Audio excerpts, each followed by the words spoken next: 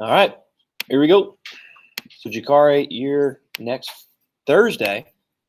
Because we don't have school next Friday. So current event then. All right, so what did the Atomic Energy Committee try to establish? Detail the start of the nuclear arms race between the USSR and the United States. So I apologize, I got to backtrack just a bit today just to let you guys know what's going on in Berlin and in Europe. Yeah, we talked about the Korean War, but I need to talk about that first because that's going to set the stage where we're going to move eventually to get to JFK and 1960s. All right, there we go.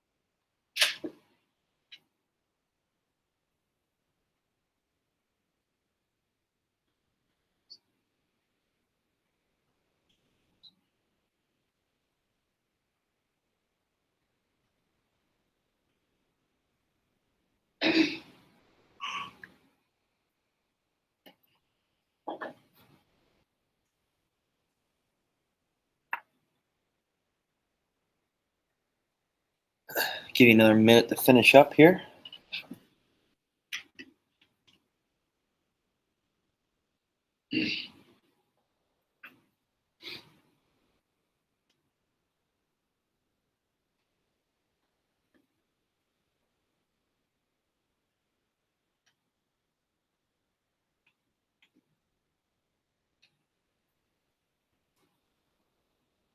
Saw a few turkeys in my yard today. I think it's a sign. Yeah. Yeah. What's that? Well, I think it starts this weekend. No, for youth anyway. No, you're thinking of the youth day. Yeah. Oh wow. No, yeah. Last weekend was youth. This weekend's the start of it. Yeah, maybe it's a sign. Gotta get up there and take one out. All right. So what do we have here? Atomic Energy Committee. What is it? What did it try to establish? What do we have here? What do you got? Alyssa, what do you have? I had it was basically like a committee in the U.S. which was trying to restrict other countries and the U.S. of what they can and cannot make nuclear-wise and what they should use it for. All right. Okay, good. So first off, it tried to use this atomic studies, like this information and the research that we use to create the atomic bomb, this super weapon through the Manhattan Project, to try to create a power source, right? Try to create a power generation with this. so that maybe we could power cities and towns and other type of items with nuclear energy. And then, yeah, okay, we tried to use this committee to try to see exactly how we could help other countries develop atomic weapons or atomic energy, specifically Great Britain and France. Why did we want to try to help Great Britain and France develop an atomic weapon? I thought this was top secret, towards the end of World War II. Why would we want to help Great Britain and France develop their own form of atomic weapon? Jakari, go ahead. I would say because like Russia knew that they were allies of us. Yeah. And Okay. they could try to attack, and then they would have something to fight back with. Yeah, and if we have atomic weapons here in Europe, okay, we can really keep the Soviet Union in check, right? Okay.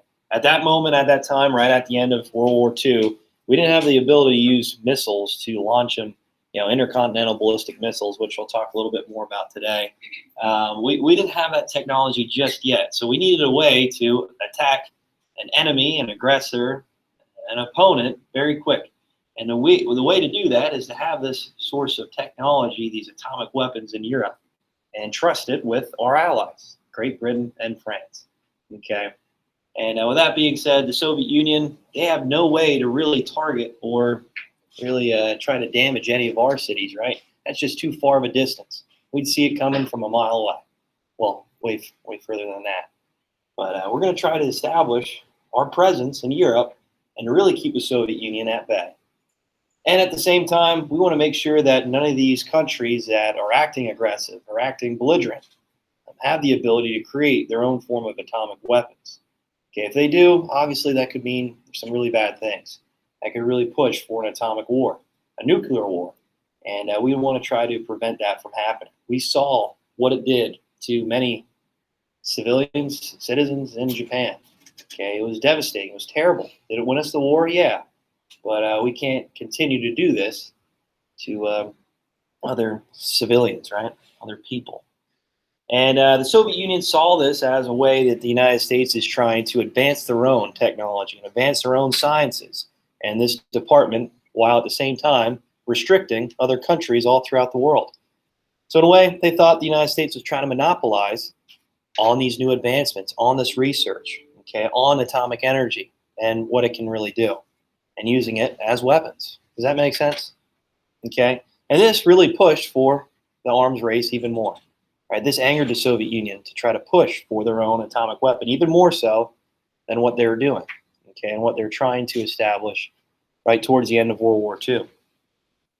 And we all know spies, right? So there was a lot of Soviet spies in the Manhattan Project that leaked this information to the Soviet Union, which probably kickstarted them to see these advancements a lot quicker, a lot faster. All right, so how did this nuclear arms race start? So I guess we could start there, the Atomic Energy Committee. But how else? Jakari? Whenever we found out that the Soviet Union had atomic bombs. Yeah, good job. So we had a B-29 plane flying pretty much right around Alaska, closer towards the northern pole, and we detected a large amount of radiation in the atmosphere.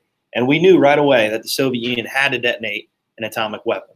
And they did so in modern-day Kazakhstan, where the Siberian Peninsula is at. That's a really remote location, and that's where they're going to be testing a lot of their atomic weapons. Okay, out in this frozen tundra, right? This frozen desert, in a way. Okay, and that's exactly where they're going to be setting these nuclear bombs off. The United States, we're going to perform these out in the Pacific Ocean. Okay, on these smaller islands out in the Pacific Ocean. Heck, even underwater. Right. So with the United States finding out that the Soviet Union had their nuclear weapon, and they tested it off in what year? What year did that happen? 1949, right? Yep, 1949. The United States expected them to create their first atomic bomb in 1955, but they're a little quicker with it. 1949 is when they first created that. And the U.S., to retaliate, what did they create? Yeah, the hydrogen bomb. Good job, the hydrogen bomb. And this was way more devastating than the nuclear bombs we saw, with Hiroshima and Nagasaki. Okay, many cases 20 times to up to 700 times the amount of radiation that leaks out from this, obviously, and the explosive power. So these are way more devastating bombs. And the United States detonated that when? What year? 52. Yeah, 1952 out in the Pacific Ocean. All right, so it looked like we're a step ahead, but the Soviets were following suit pretty quick. So right around 1953, they set off their own hydrogen bomb. Okay, and this will continue all the way up until 1960. Right, the United States and the Soviet Union will come to an agreement that, hey, maybe we should stop setting off atomic weapons on Earth. Right, this can't be good. Right? This can't be good for the atmosphere, radiation, and just the livelihood of people. And we'll talk about that more when we get to JFK and his talks with the Soviet Union, which worked out pretty well.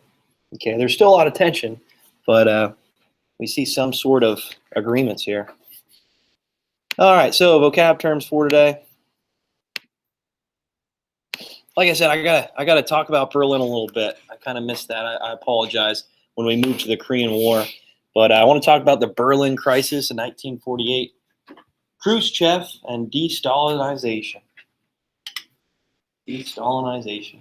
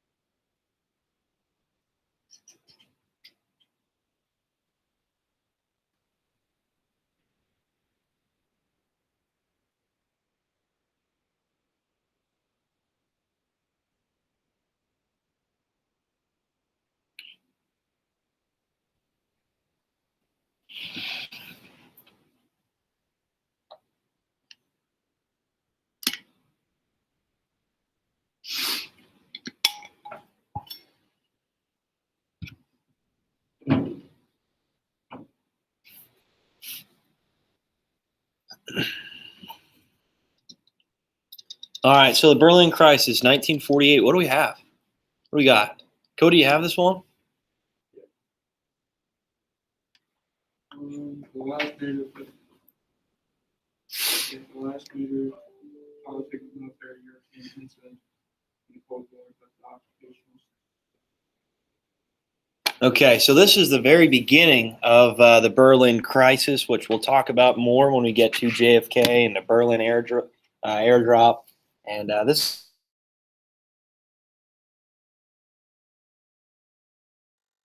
in the capital of Germany is focused where? In Eastern or Western Germany? Nope. Eastern Germany. Yeah. Okay. So who controls Eastern Germany? Yeah, Soviet. Yep, the Soviet Union. Okay, here real quick, I'll show you a picture of what this looks like. I attached it to the announcement for today. So Berlin's focused in the eastern part of Germany. So that means who controls the trade and the supplies and resources going into Berlin? The Soviets, right? Okay. So that being said, Stalin, he wanted to make sure that, obviously he wanted to protect the Soviet Union from ever an invasion ever again. Okay, we know Napoleon tried to invade the Soviet Union in 1800s, World War I, Germany invaded him. World War II, Germany invaded him again. So he wanted to try to spread his influence and protect himself from another invasion. And a way to do that is obviously creating this Iron Curtain. And we already talked about that Iron Curtain speech that Churchill talked about, and how this is taking a lot of freedoms away from many of these people in Eastern Europe.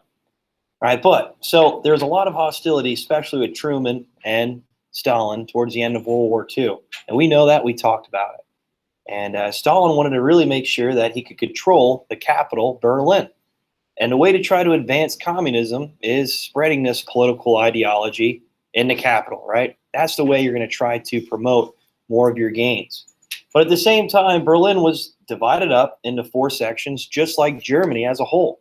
Okay, so the capital, like I said, Berlin is in Eastern Germany. It is what it is. It's surrounded by the Soviet control. And Berlin, the capital, is actually divided up into 4 different sections.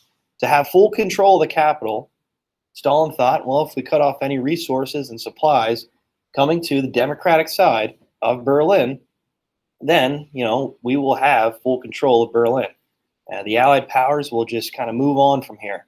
They'll stop their innovations in Western Berlin.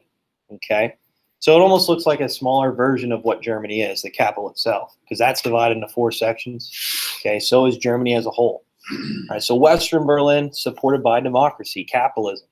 And Stalin, he was cutting off roads. Okay, he was cutting off bridges, railroads that the Allied powers were supporting Berlin with. So Truman had to do something, right? He had to supply Western Berlin some shape, some form, somehow. And the way he did that was dropping literally airdrops of materials and supplies into Western Germany. Okay, if you're not going to let us use the roads, the railroads, the bridges, or anything like that, then we're just going to drop materials as an airdrop into Western Berlin. And it worked out for a period of time.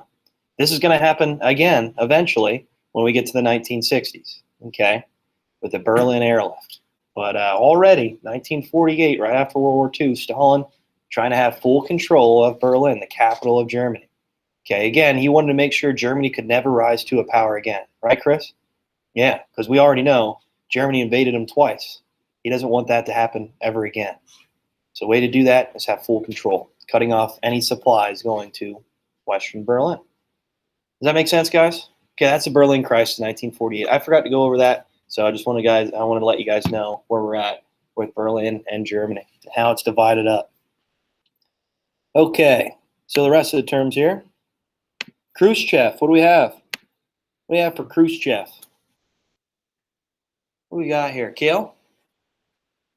Nikita Khrushchev, the Soviet Union as the first secretary of the Communist Party of the Soviet Union from 1953 to 1964, as chairman of the country's Council of Ministers from 1958 to 1964. All right, good. So he was a high-ranking official in the Soviet Army, specifically at Stalingrad. He's really the one that helped push for the victory at Stalingrad. So after Stalin died, it just made sense to push someone in that had strong Soviet ties, and that was a strong leader. And Khrushchev was that man. All right, but we all know Stalin's leadership. What did he do to anybody that opposed him? Anybody that had a different political belief? What did Stalin do with these people? Where did he put them? The Gulag, yeah. It's just like in Warzone, right? Yeah, they put them in the Gulag, into these work camps, these labor camps. And a lot of these people died, obviously. So he killed millions of his own people if they had a different political opposition. If they had any doings of maybe overthrowing or toppling his power. So we all know how terrible, I guess you could say, living in the Soviet Union under Stalin was, specifically to their own people. So Khrushchev, as soon as he gets power, he starts de-Stalinizing Soviet Union. He said, listen, I'm not going to lead the way Stalin led for 30 years.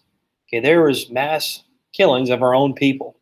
There was many people that died under his regime into these gulags. And he's going to try to make sure that the Soviet Union from here on out is reformed, that it changes.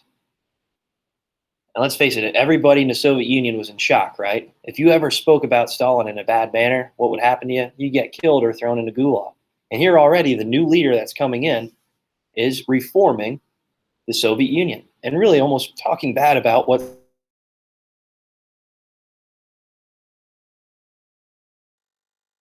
But that came to a huge cost to his own people. And Khrushchev was trying to reform what Stalin did. So this was a shock to many of the Soviet Union's people and citizens. It's like, I can't believe he's talking bad about Stalin. This is unbelievable. Okay. And for a short time, what did this look for? The Allied powers. This almost looked like an alliance, almost a stronger relationship. They're trying to step away from Stalin's harsh grasp of their society. Okay, so Khrushchev's coming in, and it looks like, you know what, there might be some sort of relationship or bond between the Allied powers and the Soviet Union once again. It won't last too long, but it looked like there was some optimism there. All right, de-Stalinization, I'll go over it real quick. It's really just trying to rid the Soviet Union of Stalin's regime. Okay, in many places, they took down his monuments. They took down a lot of his statues. They changed the name of Stalingrad to Volgograd.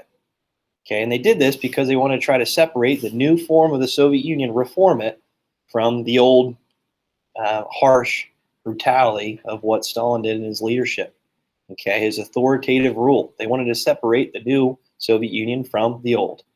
Okay, does that make sense, guys? Although, yeah, he made him into superpower, they're trying to make sure that they can move on from some of the harsh atrocities that he performed in the Soviet Union.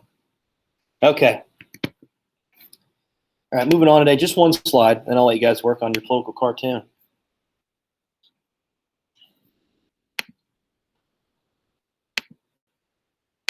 All right, so I went over it yesterday in a vocab term, but MAD, we talked about it. As the United States and the Soviet Union are going through this nuclear arms race, they're competing against each other.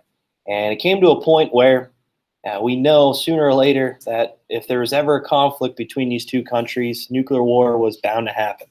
That it wouldn't just be a traditional war where there's soldiers, tanks, armored vehicles going at each other like we saw in World War II. This would result right into nuclear warfare. And the two powers actually came to an agreement that if this would ever occur, there would be no victors. There would be no winner in this. There would just be nuclear waste. Okay, there would be a fallout to the point where the rest of the world would be in chaos, would be in anarchy without their authoritative control. I know the United States never wants to try to show their leadership and their authority, okay, across the world in other countries, but we want to try to persuade them, make sure that they have some sort of, I guess you'd say, leadership and democracy, free elections, and have some sort of United States influence in other countries. And Soviet Union, same way, but they're a little bit harsh in their control of other countries. All right. So that being said, mutually assured destruction, MAD. We went over it yesterday. Prevent each country from using these nuclear weapons. Okay, if they would use these nuclear weapons against each other in a war, we all know that the other country would retaliate, and this would lead to devastation of both of these countries to a point where there's no rebuilding, there's no going back. Okay, these countries would be literally destroyed. So MAD was the agreement between the two countries that maybe we shouldn't use these nuclear warheads, and if we do, if it comes down to it, there would be no victor, there would be no winner.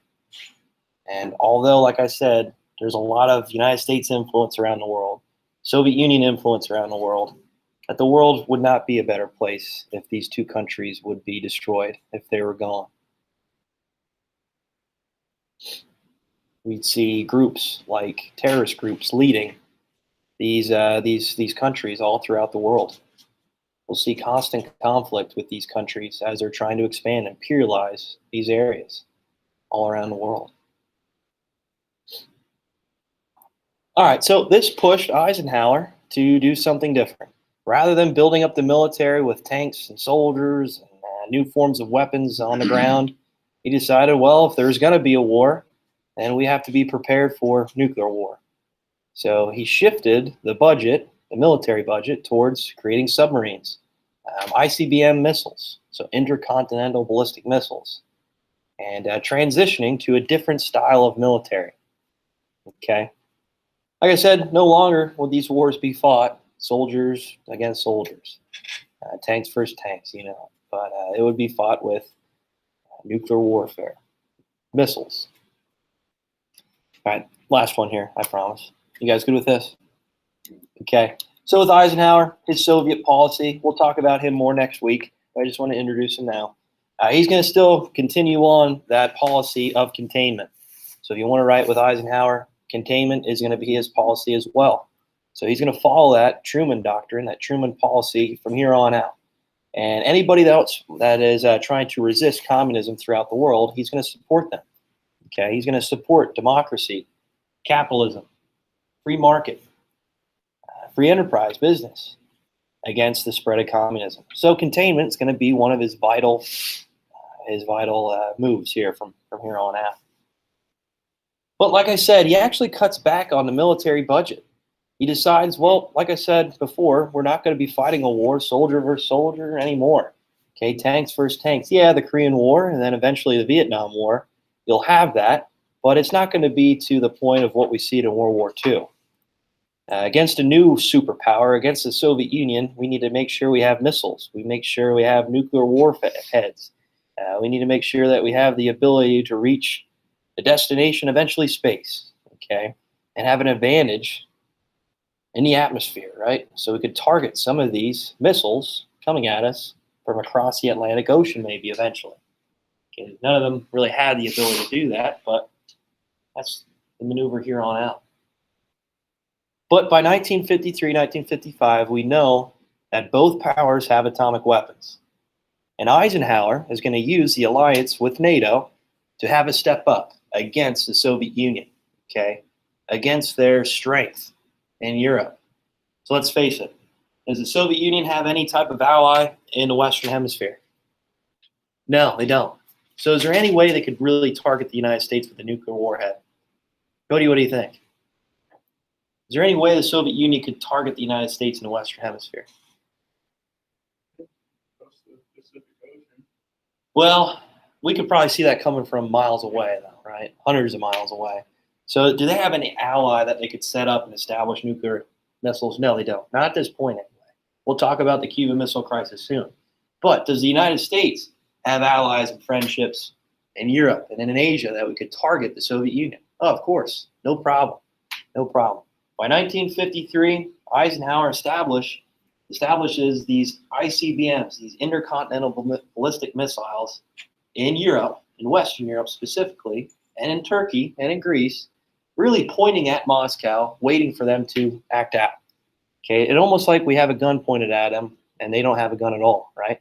That they came to the gun battle with nothing in their hands, right? So with that being said, the United States has a step up in the 50s against the Soviet Union. We have these intercontinental ballistic missiles in Western Europe, in Turkey, in the Middle East, constantly pointed at Moscow. So if they ever stepped out, if they ever tried to act out to be aggressive, we have the ability to take them out just like that. And the Soviet Union, they have no way to counteract that. Okay, not yet anyway. Okay, is there any questions on that, guys? By the 1950s, it looks like the United States has a step up. Yeah, the Korean War, in a way, I guess you could say, was a victory. It wasn't an all-out success, but from here on out, it looks like we've seen advantage, okay, with these intercontinental ballistic missiles pointed at the Soviet Union. And they have no way to counteract that. Okay.